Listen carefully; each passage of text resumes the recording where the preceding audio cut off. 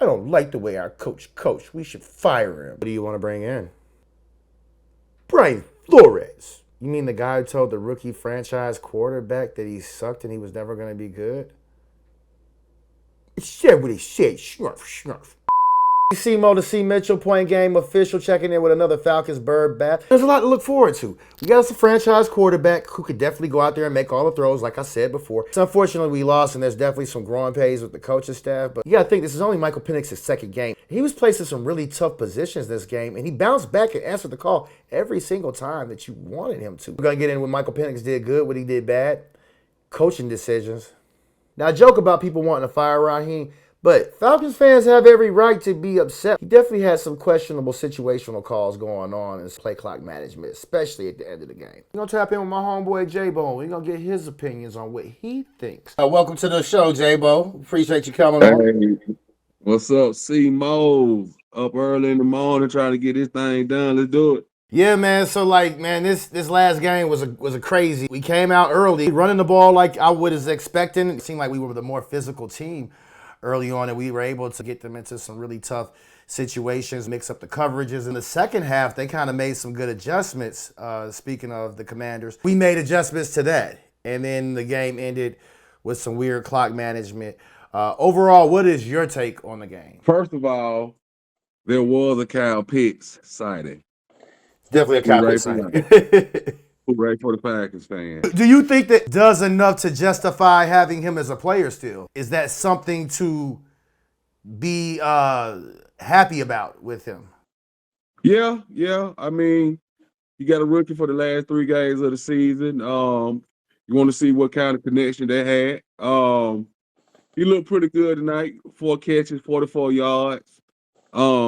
Game time touchdown. I mean, that's what you asked for your tight end. Like I told you before, the Falcons and the Commanders were gonna look totally different because from here on out they playoff games.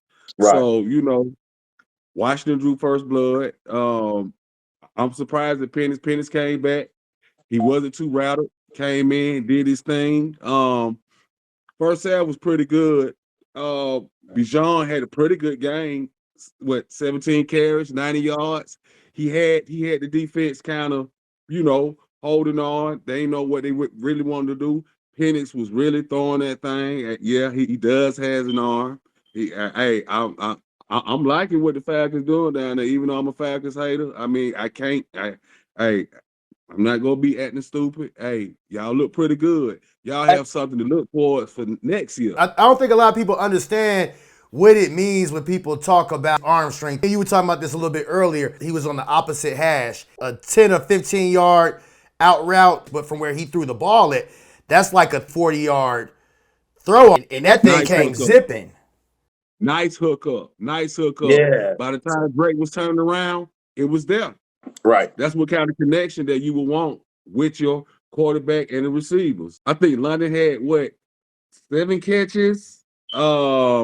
Other than that, I think Pitts was the second on the list with 4. So he wasn't spreading the love around like I thought he would, but it still helped out a whole lot. I don't know who will be his best target going into next season. Right. But it looked like that it might be Drake London because I think Moody only had 2 catches. Right. Well, I mean, he got it to Mooney was our leading receiver the game before last though. So I think he really is trying to pick, what's available and trying to take what the defense gives him majority of the time. There's a couple plays where I would have liked if he would have went for the check down, but it didn't seem like the moment was too big for Kyle Pitts at all. I mean, not Kyle Pitts, but for Michael Penix. He definitely rose to the occasion, especially that play where they got a little cute at the end of the game. That's a hell of a thing to come back from, and he still came back and delivered.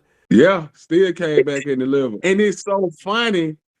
It's so funny looking at a left-handed quarterback these days because there's only 2 in the league.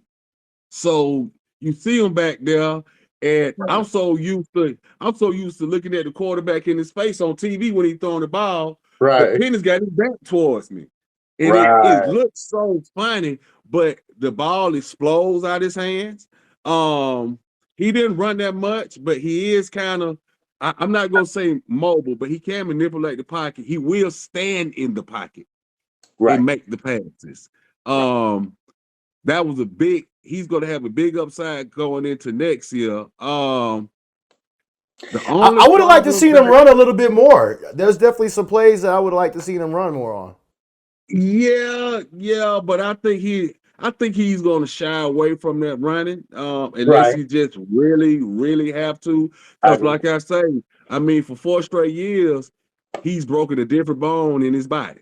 That's true. So yeah, so he's gonna be a little bit, Yeah. tentative before he runs. Right. He's gonna think twice. So Do you think as he gets more comfortable, that's something we'll see more of? Me and you were talking about that earlier as well too, like how mobile quarterback or quarterbacks who can get out the pocket a little bit, that really hurts you. it's Yeah. a headache. It's a headache for defensive coordinators, man, trying to stop a running quarterback because you're going to have to give up something on the defense. That's why Zach Ertz was eating so good tonight. Right. They had to give up something. They had to give up something. And Zach Ertz ate pretty good tonight. Yeah, definitely. That RPO definitely stresses the defense because you have to kind of stay a little bit patient. I felt as though our game plan and our strategy was pretty well, and we had kind of defended what he had good. We just didn't wrap up. We had a lot of missed tackles. There were a few sacks that we had some missed tackles on. But as far as the defensive scheme and strategy, I liked how we adjusted to their adjustments in the second half. I think the Commanders kind of figured something out about Penix. I think they went to the defense coordinator and said, man, look, this guy eating us up a little bit. When we come back after halftime in the third quarter, let's try to drive the ball down the field, try to keep it out of his hand. You got to understand, man, Washington, their time of possession, 41 minutes. Falcons possession, 25 minutes. Falcons left plays on the field. I mean, you got to understand what I think Washington had 77 plays to the Falcons 60. That's 17 more plays. And Yeah. I think that kind of slowed the Falcons offense down, especially that third quarter. They damn near kept the ball the whole third quarter. So I think one of the hugest turning points of the game was the Malone pass interference. Yeah, that gave, because we had them off the field, and it gave them a spark. It was almost as though in their mind it clicked, oh, we're actually still in this thing. It took us a second to get off the field, and then when we got the ball back the next two possessions, I think we went 3 and out both of those times. To me, I thought that Penix was still kind of getting acclimated, like having that long amount of time off in between the possession. What were your thoughts about that, though? Why do you think that we dragged on the coming out on the second half a little bit on offense once we did get the ball back? Why were we not able to capitalize like we were at the beginning? Well, two things. Adjustments. I think the Commanders adjusted really well to what Agreed. the Falcons was doing. Agreed. And second of all, time of possession. Time of possession. Washington kept the ball a little bit longer than the Falcons expected. Right. I mean, 77 plays to the Falcons 60. I mean, Falcons could have, hey, especially at the end of the fourth quarter, toward winning down to the fourth quarter, they left him not calling no timeouts, left about three plays on the field where they could have did something. Hey, clock management, and situational football definitely played a huge thing, and to me, that was the biggest reason why we lost this game. That's what I said was going to be the biggest thing, was how we were able to, who made the least amount of mistakes in situational football. We made less mistakes than they made, although when we had our penalty was a very crucial thing. We adjusted to the adjustments. Yeah. But biggest adjustment we didn't make was that clock management at the end of the fourth quarter. If we would have just called timeout, like when I think your boy was talking about, it was about 30-something seconds left, or maybe 20-something seconds left, and tried to see if we could get a few more yards on the play where we were at. Exactly. Yeah. But throughout the last couple of seasons, I've seen a trend in new coaches with time management. Have you noticed first year, 2-year coaches, they always had had a problem with time management because they just really didn't know, or they leaving it in the offensive coordinator hands to try to take care of it. Why didn't you take the time out after Darnell's catch on first Probably could have. I thought we can get to the line of scrimmage with our operation being a little bit faster there, get them there without going on the fast and our ball, try to save that timeout. In hindsight, could have been a good decision or a better decision to take that timeout, but I wanted to have the opportunity to move up there. So, you can always second guess those things. You can always second guess those motives. You can always go back and look at it and see if you can get it snapped a little bit quicker. But I really believe we can get our operation time a little bit faster there to be able to save that timeout. If your main kicking ain't there, you have to play to get closer. You got to get closer. You got to get closer because, when we went for that field goal kick, I knew that we were going to miss that. When they said, as soon as they said his third team, I was like, oh, God. And a lot of fans are always like, yeah, we should just get rid of Crew. I think they're starting to realize and appreciating that you can't just get a kicker off the street. You can't just, and this guy wasn't just off the street either. This was a guy who had already been in the league, had already been doing other leagues and stuff. But I feel as though we should, when you got to give yourself a little bit more chance to make a few more plays in that position. I've seen a lot of fans. One guy, he said that they think we should fire Raheem, and I just think that is. I want to be respectful, but I just think that's a stupid decision. I think that would be a terrible decision to fire the first head coach that's been above 500 in 10 years.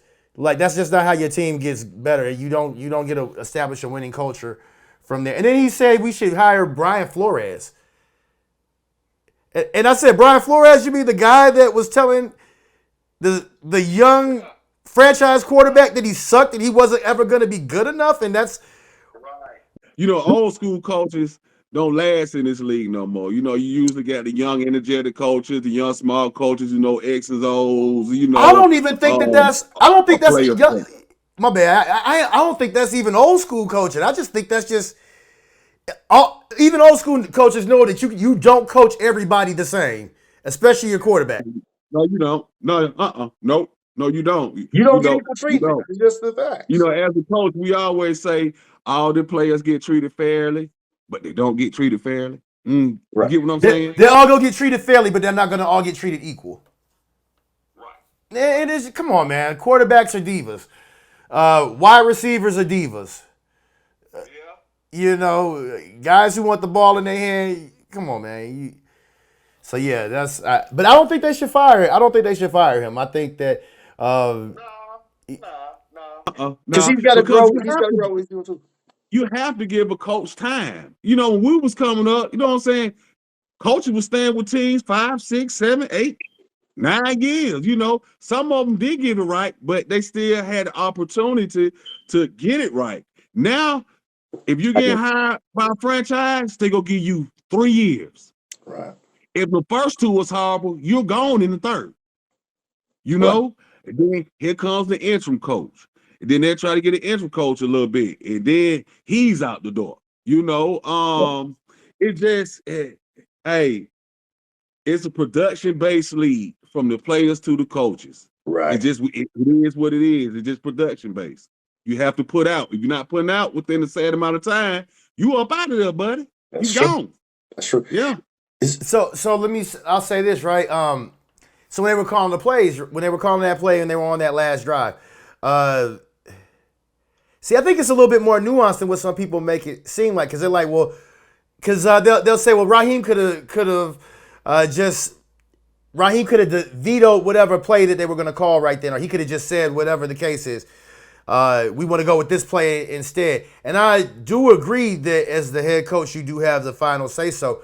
But that kind of works towards some of your worker relationship. You don't want to cut the legs out of your coordinator or the guy he's been calling the plays all game, right? Like how would you handle that in that situation? Because again, I would have wanted him to, hey coach, let's use some timeouts or whatever. But what if you say that and he says something like, hey, no, I think I like where we're at with this, or maybe he countered with something that. Well, if I'm the head coach and I have a gut feeling or urge why I have to step in, I'm stepping in. Hey, Coach Burn one, coach. Hey, Coach Time Burn one, coach. You know what I'm saying? Let's get this together. Because if you see those plays within the last couple of seconds of the game, every pass that Penix threw was air throws with no one around. It was just he was throwing in empty spots. And so I'm thinking, with it being, I'm not saying it being rushed, but I'm thinking that Michael Penix, the OC, and the receivers weren't on the same page. I agree. They was not on the same page within the last minute of the game. I agree. And I think they may have him not calling timeouts kind of hurt that because they didn't get a chance to get in and say, look, we finna do this, we finna do this. The first 2 or 3 plays that we finna is scripted. If they do this, we go do that. It wasn't like that. I just kept seeing Michael Penix going back, throwing, and no one's there. And he's like this, like point, like he was, he was kind of confused. Yeah, I don't think because they haven't had that. Yeah, give him a second to just recollect himself for, like, hey, exactly. Deep breath, Mike, you got this.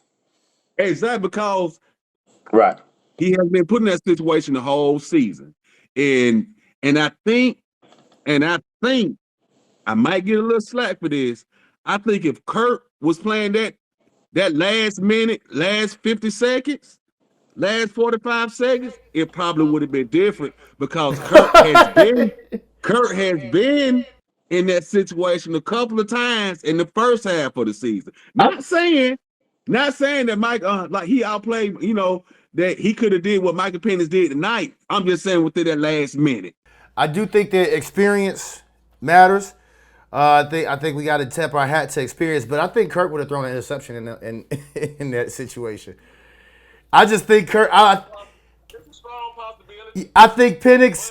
I think Penix put the ball where he had a hard time putting it where his guy could get it, but he made sure he put it where the other guy couldn't get it. If that, you know what I mean. But do you think they get in field goal range with Kurt? No. You don't think so? Well, I think that maybe they allow Kirk to maybe make the decision a little bit more. I think because Penix is a rookie, that I think that if this is Penix like 3rd or 4th year Penix, he's calling that timeout with how he wants to call the timeout. I think that just because this is an early game, because even though we're saying it seemed like he was a little bit flustered, I think he was remarkably poised considering the circumstances. Some of the things he had to overcome and things like that. It's just like I was telling one guy about he's like, well, whoop-de-doo, Pitts had four receptions for 44 yards and a touchdown. It's like, yeah, but he caught that touchdown when he caught that touchdown. Like, he didn't catch that in the first quarter. He caught that with the game on the line after they had just went to him and it wasn't a successful play. Like, these guys got confidence. There's a whole thing of like, can I do it at this point? Like, it's a big moment. People choke up and freeze up. It's like having to make an open field tackle in practice versus making an open field tackle with the game on the line, knowing that, and having to do that on, again, maybe a Joe Burrow versus having to do that on a Jaden Daniels. You see what I'm saying? Like, it's still a hard situation, but one, it's a difference. Because, Hey, bro, Michael Penix threw a seed in there to him. Bro. He threw a seed in there. I'm talking about that was, he threaded that one. Falcons go, y'all got y'all one in Michael Penix. I agree. But he still, I don't care what nobody says. I still think y'all loaded on offense, but I still think he needs some more help. I think y'all still need another receiver. I really do. I mean, maybe. Need another receiver. Yeah, you know what I'm saying. It wouldn't hurt, but I don't think we need one. It won't hurt. I mean, around the league, franchises is trying to get their rookie quarterbacks and second-year quarterbacks more help. It makes it a lot easier. But with Bijan, with the running game coming back next year, I mean, we talked about this. Bijan is coming into his own. He's figuring it out. He's getting it. It's like his vision is getting even better as the season goes on. I mean, we're gonna be talking about the best running back in the league next year. Like, and I think from what I'm looking at, he might not get injured that much. He might take good care of his body. Yeah. People don't get clean hits on. I agree. Yeah, they don't get clean hits on him, right? And plus, because I compare him to Marshall Faulk. I really do. I compare him to Marshall Faulk. He can, he don't have to kill you with carries. He can kill you catching. So you get him out in open space, he gonna make a couple of people miss and run a couple of people over and take it to the house. So with Michael Penix, with Drake London, with Bijan, Mhm. y'all have a good nucleus. Y'all have a good nucleus. I I hope agree. y'all don't mess this up though. Don't mess it up. Don't mess this up. I think that's why I would like to see some more defensive players.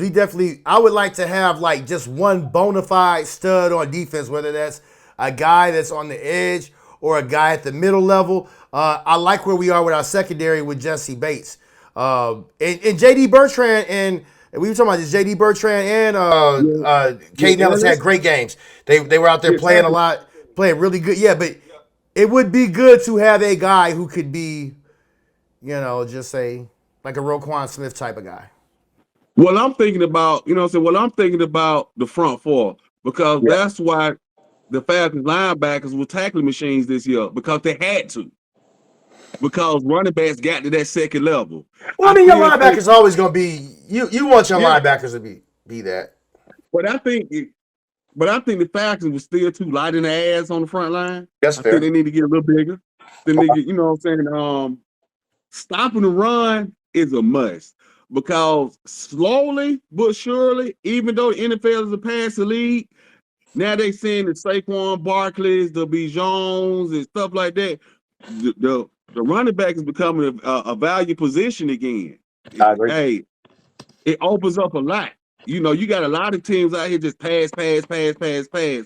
But the running makes it a lot easier, especially when the leaves turn. Hey, when that snow hit the ground and them leaves start turning brown and orange, you know, Yep. it's playoff time, baby. You have to run the ball. You Yeah. have to. Yeah, when it's cold, yeah.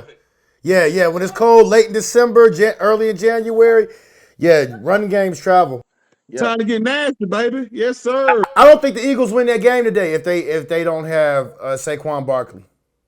Hey, Saquon has turned the Eagles season around. The running game. I mean, we're not in that game the way we are this week if we don't have Bijan. No. Yeah. No. If it's just Tyler Algier, I don't see it. Yeah. I mean, Tyler, you know, so Tyler's a good back, but he's a good complimentary back. I He agree. runs hard, but I mean, with him and Bijan, they can be they could be a Gibbs and Montgomery. You know, if Zach Robinson used them right. You know, I mean, look at bro. You got these dudes almost got 1,000 yards apiece, double-digit touchdowns. Right. And both of them get touches. Just imagine Zach Robinson added that to y'all offense, you know. But Bijan is such a stellar running back. You want him to get the touches, as many touches as he can, you know. Right. Well, I like the way that we even use Algier the way he is. I don't think Tyler Algier is as good as David Montgomery. And I don't think that Jahmyr Gibbs is as good as Bijan Robinson. So, like Gibbs can't do all the things that Bijan can do, so that you have to use them more in tandem. My biggest thing with Zach Robinson is his situational football or getting too cute, and kind of how he uses his packages too. I was telling you earlier about with Pitts, how they had him just on the bench, and then they all of a sudden call him in just to make a play at a certain point.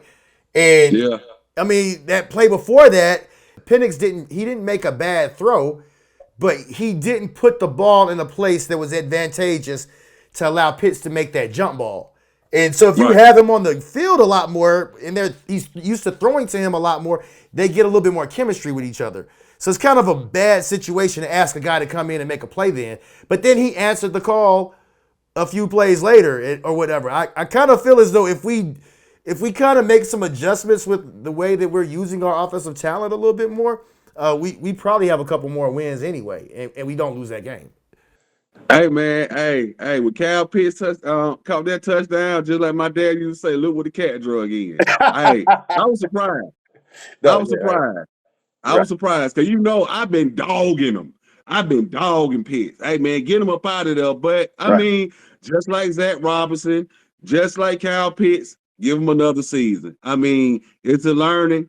Hey, it's a learning curve for Zach Robinson and both. I mean, maybe Penix and him, so maybe Penix and Pitts find that connection. Maybe Zach Robinson find that connection with the offense. I mean, give him another season now. Now, if it's the same stuff from last season, next year, then y'all might have some problems, you know. But Right. hey, y'all, I see y'all battling with the Bucks for the next couple of seasons, man. I see y'all battling for Bucks, but Really?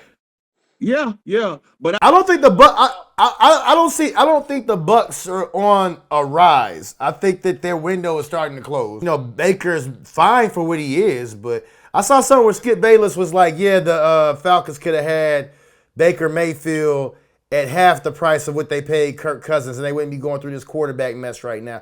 And I'm kind of happy that we didn't go for Baker Mayfield. I'd much rather have Michael Penix right now than yeah, restarting with Baker Mayfield. to get from Baker Mayfield is what you gonna get from Kirk because they're gunslingers. Baker's a gunslinger. I mean, he can make the throws. He's kind of arid at times. Right. But he's a little younger, you know. I think he's So a little bit better decision maker with the ball than Kirk as well. I will say, I'll give a him little that. bit more athletic also. Definitely. And he got Mike Evans. Yeah. Hey, if he was here in Atlanta, I think the fans in Atlanta would like him. Oh yeah. But yeah, no, I think that we're on our stock is rising. Like if we would have started the season with Penix, because I mean, look at for him to just be coming in and this just being his second game, people will expect him to. I mean, that's a hell of a second game. I mean, I got a question for you. Okay. Do you think if Penix started the whole season, y'all will be in this same predicament? Not as far as quarterback play, but as far as record wise. no, I think that we're potentially a couple games better, at least one game better than what we are. I would say at least one game better because I think that he would have started out maybe losing the first game like we did. That would have been a tough game, potentially. Although I think his athleticism could have got us some stuff. I would have liked our chances with those growing pains in that first game. Who did we play second? Who did y'all play second? Eagles the second game. So we beat the Eagles the second game. Yeah. Thanks to the Saquon Barkley drop. Yeah. So I think It's hard to say. We easily could have started to be legit. We could have started Penix, and it could have taken him some growing pains to get through it. But he almost outplayed Jane Daniels this game. Yeah. So I'll say because we're looking at Jane Daniels as the rookie of the year pretty much this year. So I mean, he adjusted well. Penny, what, 19 for 35, 220, 223. Jane Daniels was 24 for 36, 227. So yeah, I mean he had 60, but he had 16 carries, 127. Lee, you got to tip your hat at that and everything. Look, totally different players, but I'm just saying in terms of like from the pocket and making plays when you needed him to make those plays. Yeah, I mean, I like not being funny, but I like where he's at better than like Bo Nix. You know, I like it in terms of what I'm seeing right now. What I think he'd be able to do. Yeah. Yeah. I mean, you would want a quarterback that can throw the pocket, that can manipulate the pocket, and try to get out there when he can.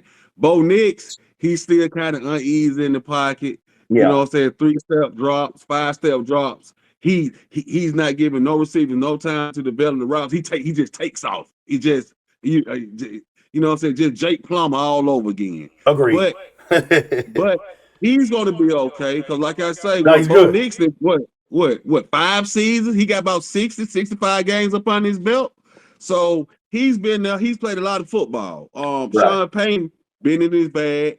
He's making Bo Nix better than I thought he was, but Bo Nix also has a defense playing behind him. You know? Oh yeah, y'all got a crazy defense. Hey, no, listen, he beat us, so you know what I'm saying. He put on a clinic with us, so it can't even.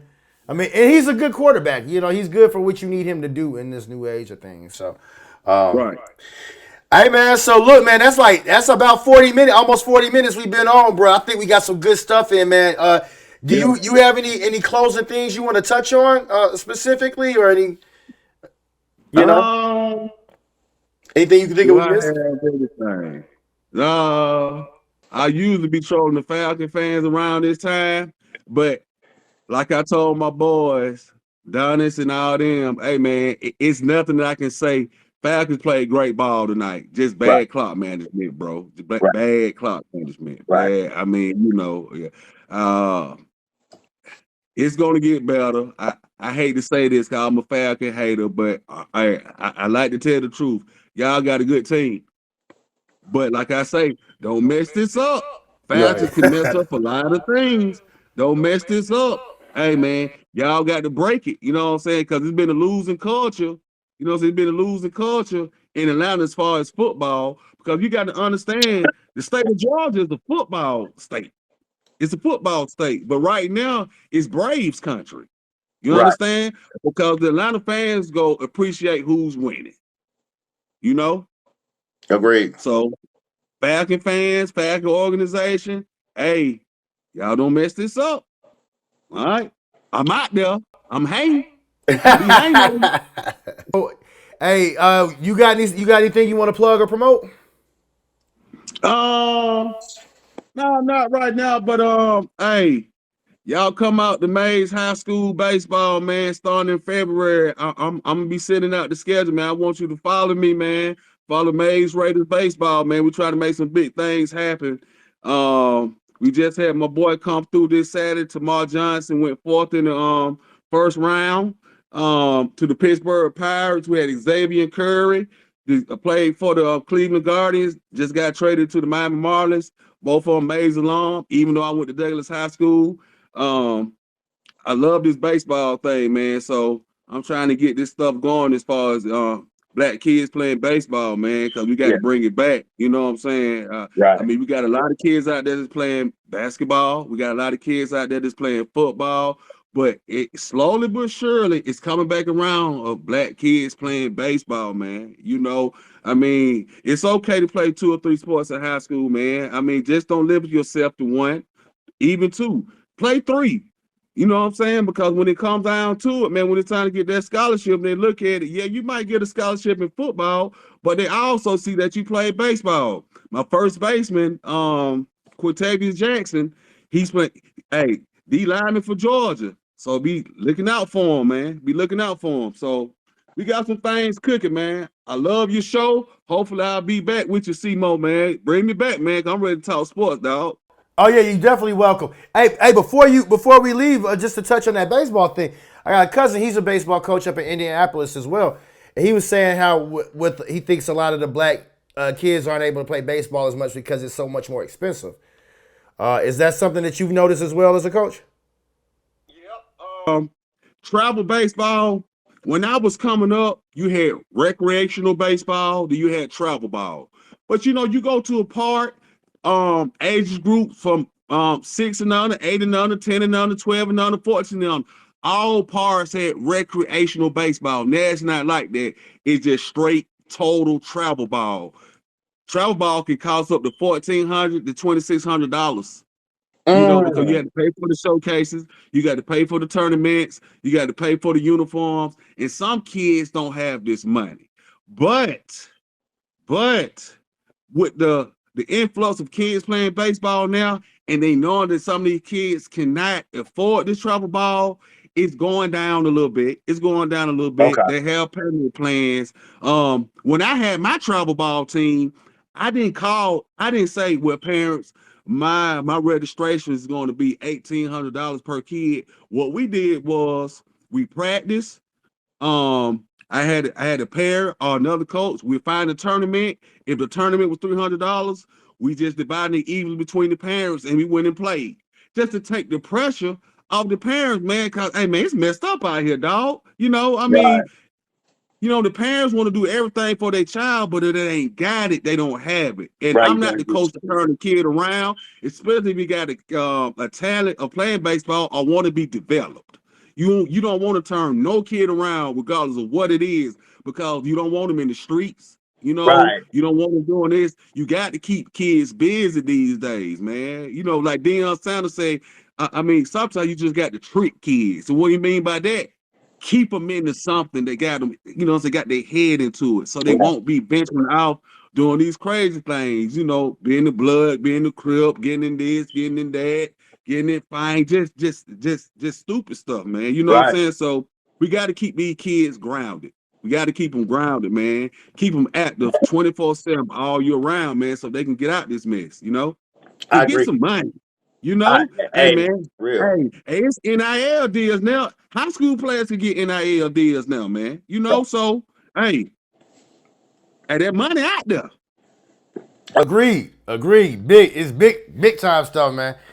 Hey, bro, I appreciate you being on, man. And we'll definitely tap in on the next one, bro. Hey, like I said, you welcome anytime you want to come on, man. You come on each week. Hey man, I come on each week, man. You know me, man. Hey, I love this. I love it.